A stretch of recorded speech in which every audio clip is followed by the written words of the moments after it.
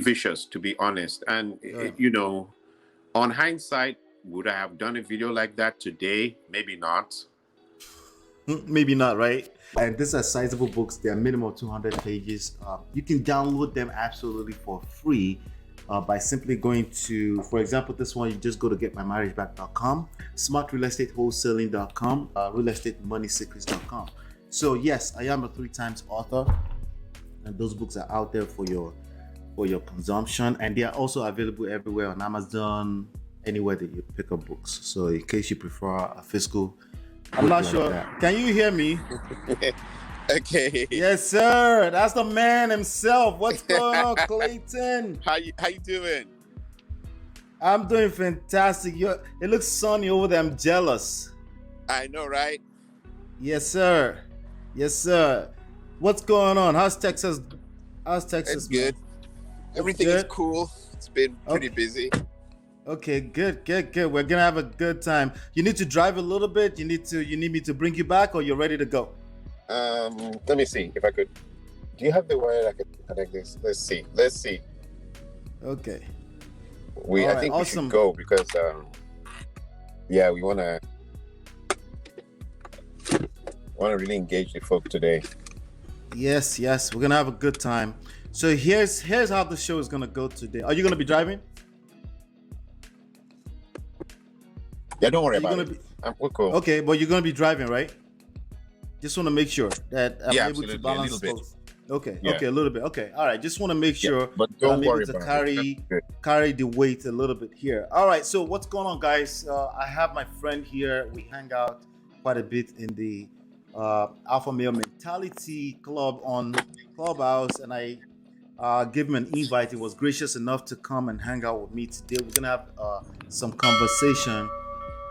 His name is Clayton, right? So he had a viral video that went viral some, I don't know, how long ago was that? 2, 3, 4 years ago? About maybe 8 years ago or so, 7, 8 years ago. That was 8 years ago. Wow. Yeah, 7, 8 years ago, right. I think, yeah. All right, so yeah. So I just stumbled into it maybe about 3 years ago. Funny enough, So, but we're gonna play that video. And then that video is about 16 minutes. And then we're going to dissect that video. In addition to that, we're going to talk a little bit more about the viral story that's going on right now, which is Will Smith. He just bopped out. It's probably going to come right back up. But we're going to talk a little bit about Will Smith. I've got a little bit more questions. As you know, what I do is I try to bring questions. All right, you're back now, right? Yeah. All right, good. So I was saying that we're going to also talk about the whole Will Smith and Chris Rock. Actually, everybody turned it to Jada Matter, but it's all good. We'll talk about it today as well, right? So we have that 16-minute video. I have about 11 questions on that 16-minute video ready for you that I want you to enlighten us. Maybe add some context to it, right? But the first thing I want to do, since you're still driving, how long are you going to be driving for? It's going to be maybe 10, but don't worry, just talk. Let's talk. Okay. I want to play the video. I want to play the video. Take advantage of that to play the video. And then, and then you and I will watch it. You're listening, and then everybody will have proper context on what we're talking about. It's basically Clayton versus the African women today. Are you ready? It's Clayton versus African women. But we're also going to talk about foundational Black American women. I want to know your take on that. But let's go ahead and play the video first. How's that? Okay. All right. Good. All right, here's the video. It's about 16 minutes. Just I want you all to watch, and then let's talk about it together. East African women from Ghana, they have no cultural identity. And I'm going to explain to you what I mean. You see, I work in an industry which is information technology. In information technology, there is one country that really stands out when you talk about information technology, and it's India. Indians, for some weird reason, I don't know how they got into that thing in the cultural context. Everybody maybe went in for IT. The whole country made a powerful reference to IT, just like China made a huge push into industrialization that deals with tools. The idea of having the tools to make a car or make a shoe heavy industrialization that they can use to serve the world. India went into this heavy thing about information technology. In my 12 years of working in information technology, everywhere I go, it's loaded with Indians. It's all, if the information technology, for example, if a place has maybe 20,000 workers, I'm talking about a huge place, in which maybe 10,000 of their workers are engineers, software engineers, computer engineers, so on and so forth. I can assure you that of the 10,000, 9,500 will be Indians. So what has been my exposure there? Indian women. They're the one, they're 4 feet, some of them little 4 feet, things, small things that are making dream money. They came direct from their village into the system and they're making 180,000, 190,000, 200,000 dream money. But there's a strange thing I notice about them. As they come to work, they're wearing their native wear, that thing that they tie and hang on their neck with that dot here. Another strange thing I've noticed about them is you will never, ever, for all my years, I stayed in the United States, I was born here. In all my years of staying here, you'll never hear the Indian women dragging their men to the American court system for divorce. It is our women that use the American court system to destroy our men. They bring the court in to help them destroy the men. You will never hear Indian women doing that thing. You will never hear women from China taking Chinese men into the American court system to destroy them with divorce. You will never hear women from Korea dragging their men in huge numbers into the American court system to destroy them. But when it comes to African women, East Africa, Nigeria, Ghana, when it comes to African women, they just drag their men into the court system. One of the things that I noticed in this system or in this problem is poverty. Bring these Indian women, they're making 150,000, 180,000. They don't drag their men into court. Plus, sometimes, like in most places, all the places I've ever worked in information technology, they'll have one car. Not that I'm supporting that behavior, but there's something strange on why I see them. They have one car.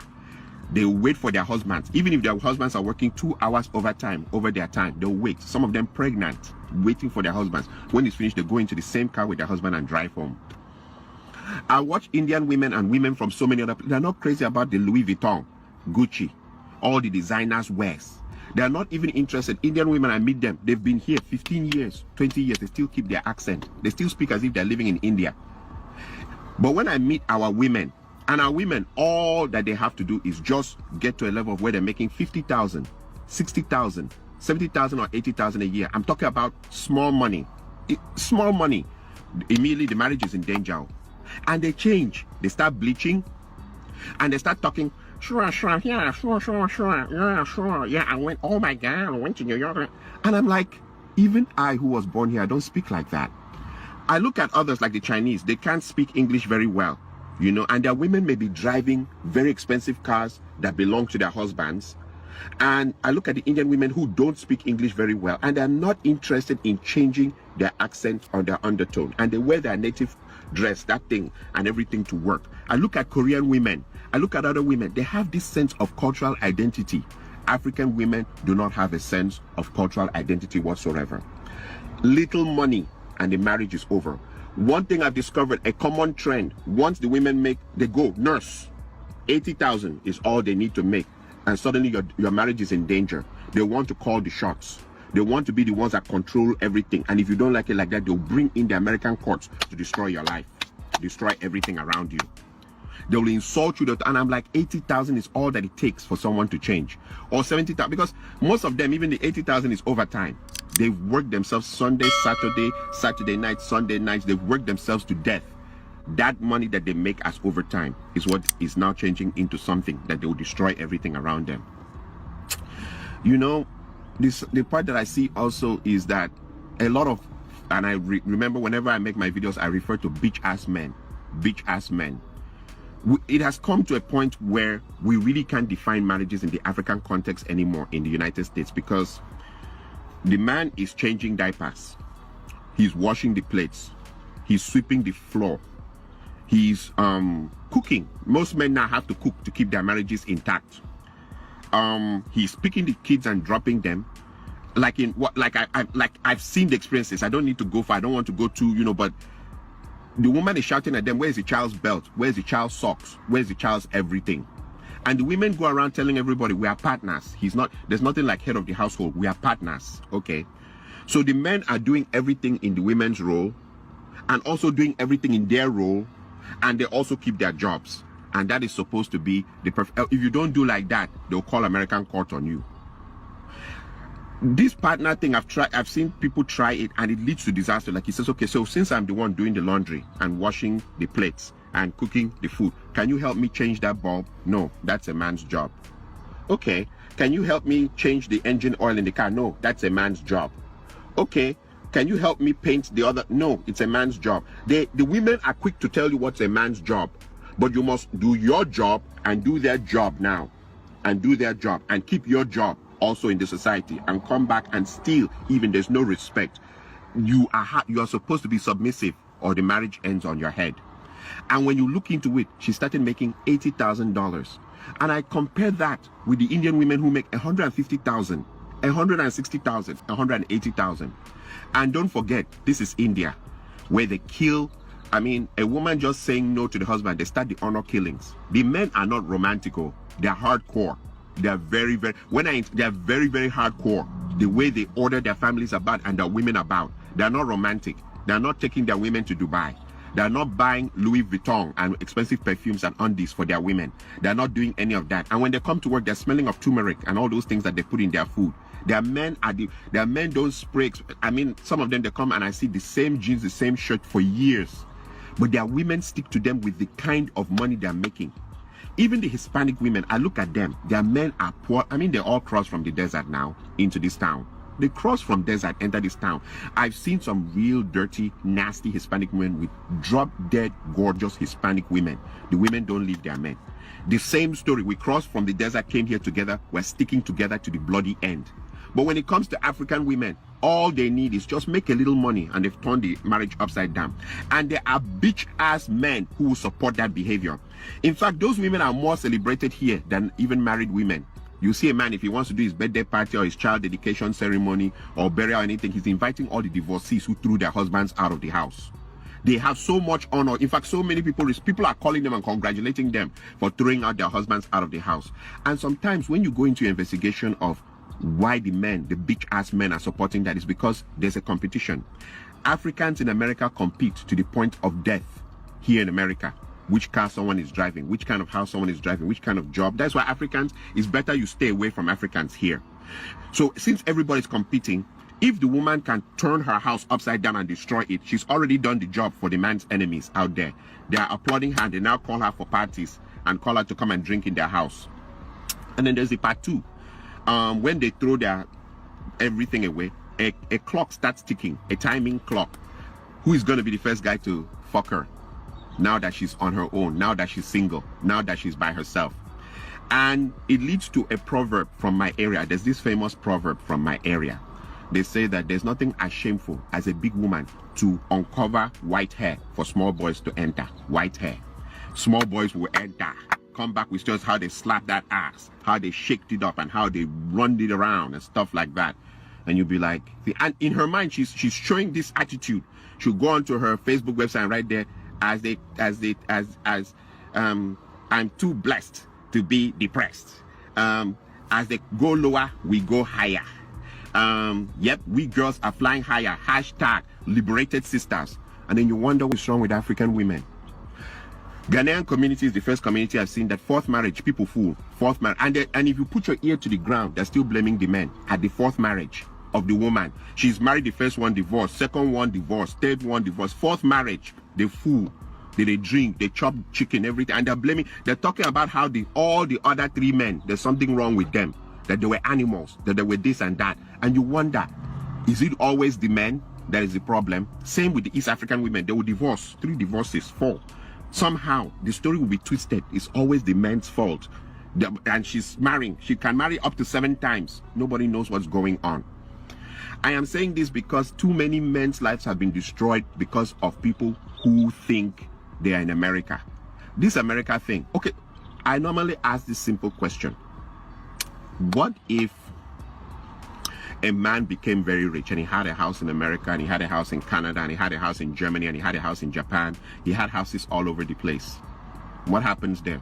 Is it going to be that as you bring a Nigerian or a Ghanaian or an East African woman to your house in America, she acts American? Then when you cross her over to the house in Canada, she now acts like she's Canadian. And then when you cross her over to the house in Germany, she now acts like she's German. And then when you take her over to Japan, she now acts Japanese Hong Kong, Kung Fu, Japanese Kung Fu, Shinto-kan, you know? What is it like? Do African women have cultural identity? Do they have any cultural identity? Do they have any loyalty in them as human beings? Do they? Or they just move by every wind of doctrine, every wind of thinking. And the hypocrisy, like I said, is now a lot of marriages, the men are the ones doing the women's roles, their roles, and keeping their jobs. All that to keep a man. And you see the men still coming, they come out with a big agbada and turn it and throw it up and stand and say, hey, I want to thank my wonderful wife. I don't want a marriage for the sake of what it looks like in the public. I want to be happy about it inside in my life. The show of that out there in the public, it looks good, but meanwhile back home I'm swallowing Percocet, I'm swallowing high blood pressure medicine, I'm swallowing all kinds of things to stay alive because I want to show people that I kept my marriage going. It's crap, it's bullshit, and that's for bitch ass men. I would rather live longer for my children than to stay in something that is horrific and try to keep it going. One side is always throwing the fishing pole in the sky, one person is always trying to catch it. When does the other person become mature and stop?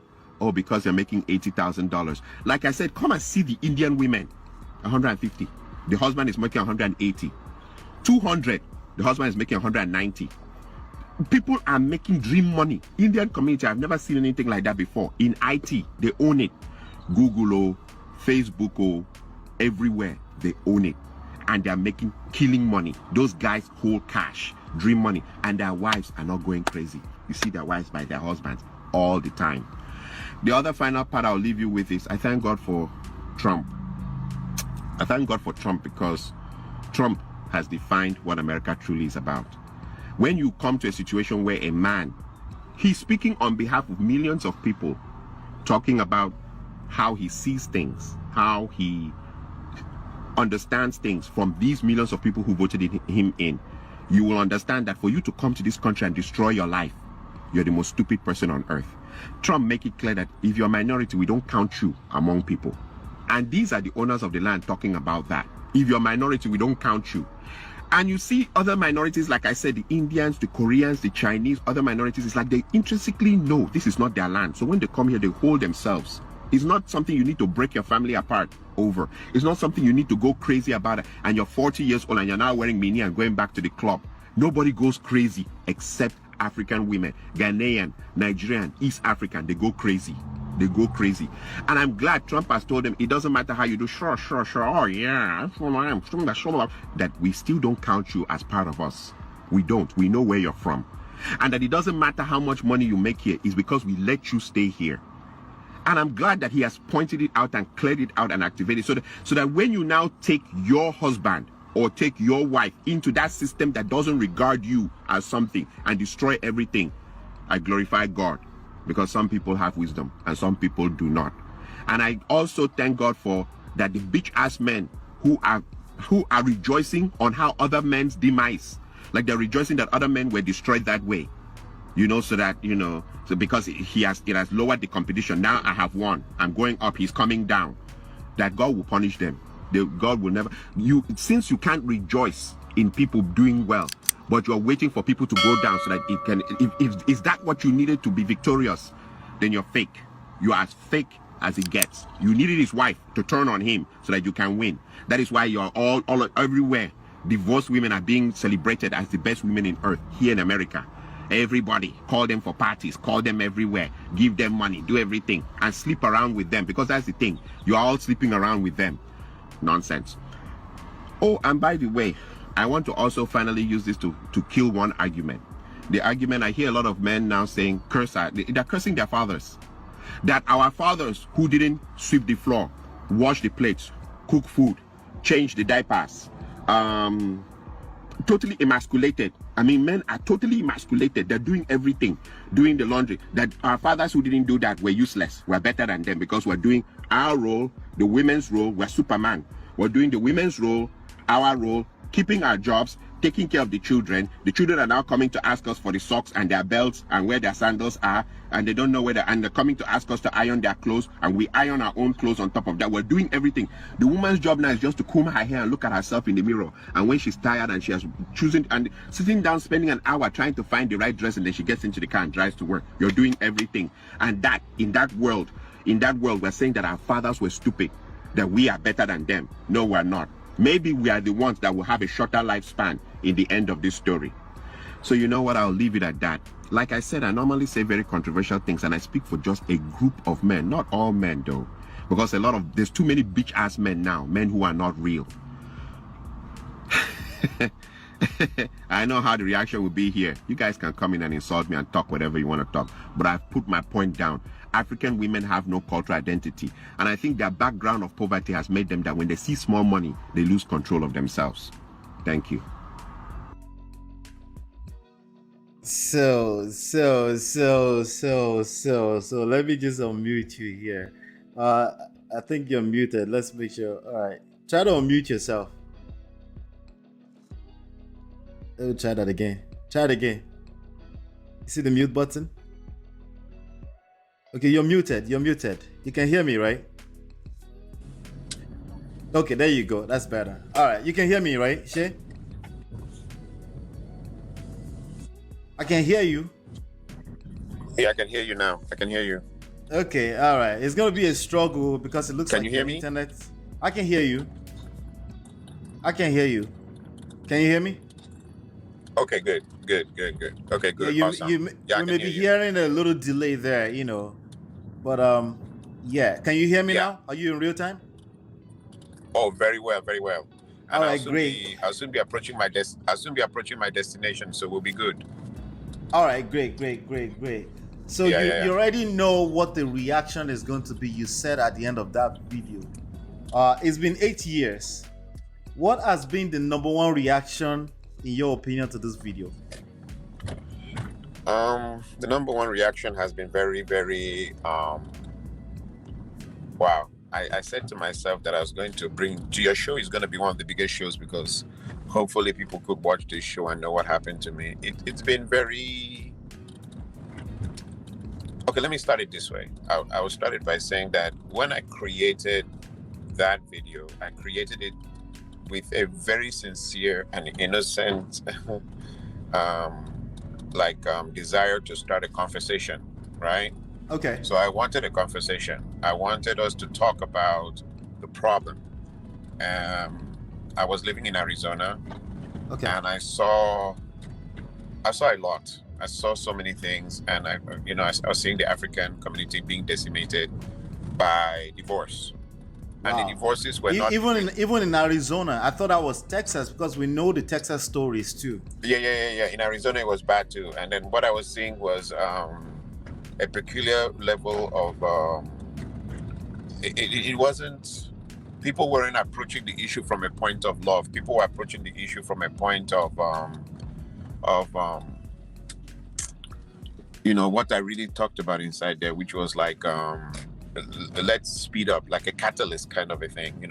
You see the problem brewing, and then you want to be like the catalyst. You want to speed up the process so that everything gets destroyed, and things like that. So it was very upsetting. I saw very good guys, in my opinion. I saw very good people getting destroyed. I mean, totally destroyed, financially and otherwise, because of the situation. And it wasn't about, and strange enough, most of the cases I saw was not about domestic violence per se. It wasn't about domestic violence. It wasn't about the normal accusations that I made, the normal hot button topics. It was about something entirely different. Just a second. Can you do That's pound?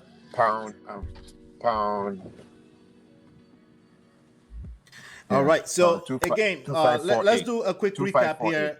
We have Mr. Clayton here. Basically, There you we hang out and have conversations. Yeah, so my brothers, I was saying, sorry about that. That's So that's all right. Yeah, that's all right. Continue. So I was trying to say, I'm sorry about that.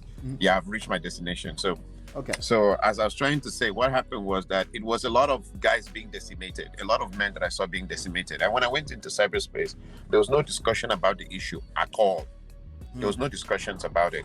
And so that is when I felt very bad, and I was like, okay, we have to have a discussion about the issue, and that we need to start a discussion. So when I created it, it was really about us having a discussion, and rather what I got back in return was really violence. I got a lot of rejection. Yeah, I got a lot of violence. I got a lot of rejection. So the rejection was more, people just rejected me. People saw me as, in fact, the African community was very unkind to me for making that video. They were very, very unkind, and it was really bad. And I suffered a lot of things just because I made that video. But originally, it wasn't. It was rather interpreted as an attack. And so, since it was interpreted as attack, there was no reprieve for me, you know. Rather, it was more of, he made this video, he's gone after the women, and whatever is to happen to him should happen to him in good faith. So it was really not a good experience per se. Now, the other side of my experience was that the video went viral. It went very viral. You know, it went viral. Millions of people saw the video. You know, it's still going viral. I mean, it was just featured on TVC just a few weeks ago, and that's when I messaged and said, "Hey, we got to revisit this video because TVC, Morayo, and them picked it up again." Yeah, they always pick up the video, but when they pick up the video, they create a panel that is very, very. The panel interprets me as being some kind of an enemy. The panel doesn't have this classical idea or knowledge of knowing that when I created the video, I created it to create, what's the right word there? A conversation. A conversation. Right. You know, and so I've gone through this for a long time. It's been really painful. But I think now it's starting to be used for conversations, but I don't know if there's any positive outlook towards some of the points I made, the nuances that I pointed out in the video. Like, you know, okay, these are nuances I pointed out. These are the things I thought I observed. Could we talk about it? Could we say something about it? You know? Well, in a 16-minute video, there's only so many nuances you can put into a 16-minute video. That's true. So so that is it. So to answer your first question, it wasn't really a good, I mean, for someone who never, I mean, there was never, I don't know if there was any other video like that before me making this video.